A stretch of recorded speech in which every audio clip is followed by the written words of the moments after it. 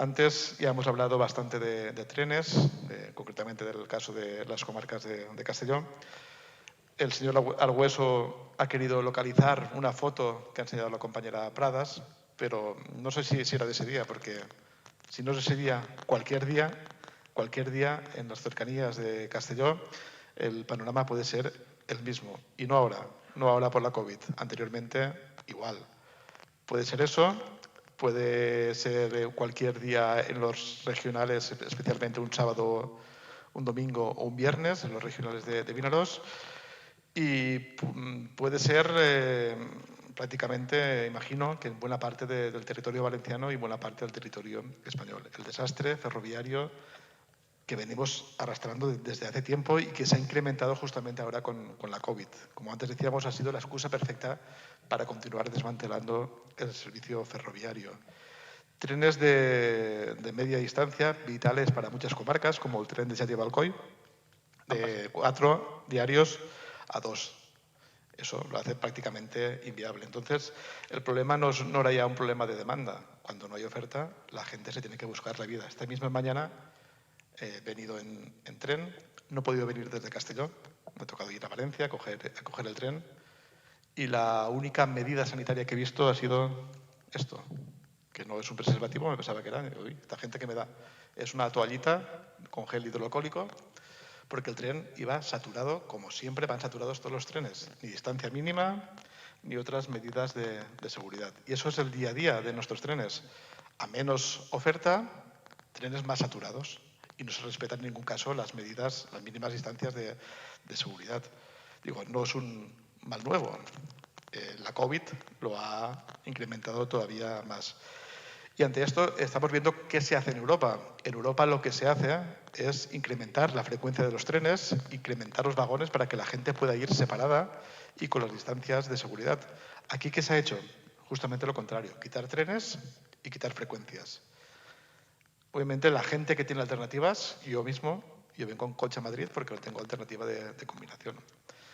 A mí me parece muy bien que hoy el ministro se despache con tweets anunciando más cercanías, restablecimiento, anunciando el restablecimiento del AVE. El problema es que antes, con la oferta que existía, muchas veces me he quedado tirado en la estación de Castellón, en el AVE.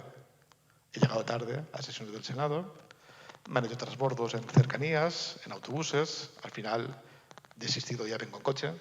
Muchas veces cuando he tenido que ir desde Castellón a Valencia, he llegado con 1 hora de retraso y eso era antes del estado de alarma. Por lo tanto, tenemos un problema serio. Hablábamos antes de los regionales que no cercanías de Castellón. Y aquí el problema es que el Partido Socialista antes comentaba que si nos acostábamos todos juntos y hacíamos una especie de orgía sin ellos, pues igual tendría que preguntarse por qué se quedan ellos fuera, ¿no?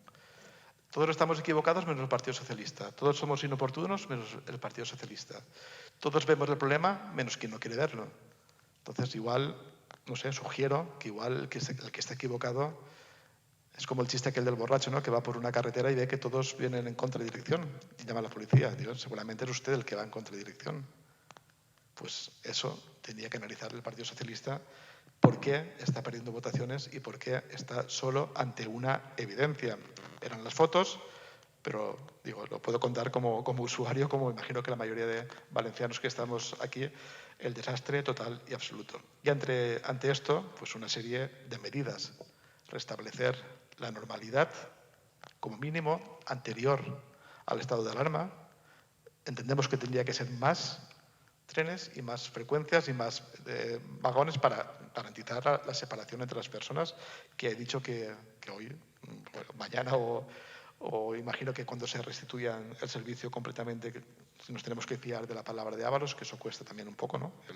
Esa fe ciega, pues el problema continuará ahí. No es un problema de frecuencias únicamente, es un problema también de puntualidad, es un problema de anulación de servicios, es un problema de averías continuos, porque el propio Gobierno ha reconocido, cuando le hemos preguntado, la línea Castelló-Valencia de cercanías, el año pasado, 7.500 cancelaciones. Eso es serio. Cuando le pedimos anulaciones o retrasos, claro, depende si hay retrasos de 5 minutos, de un cuarto de hora o de media hora, pero estamos hablando de un incremento de 14 veces más cancelaciones. el año pasado que no había COVID que hace 5 años. Hay un problema serio. Y frente a eso, pues vale, a lo mejor no se quiere ver y se quiere venir aquí a hacer el papelón de defender lo indefendible. También creo que es triste, ¿no? Es mejor pasar el turno, decir que no se comparte estas propuestas o que no se puede compartir porque están gobernando, que no mentir y negar la evidencia.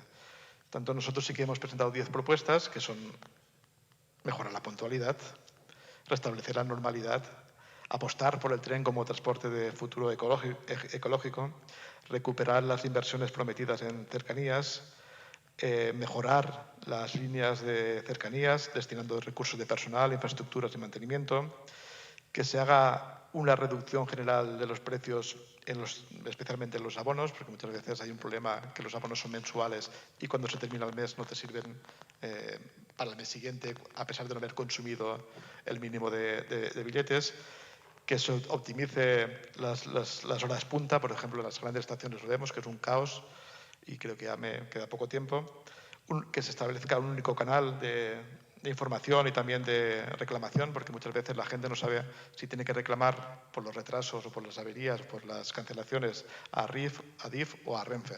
Entonces pensamos que es una propuesta sensata y por eso la hemos presentado.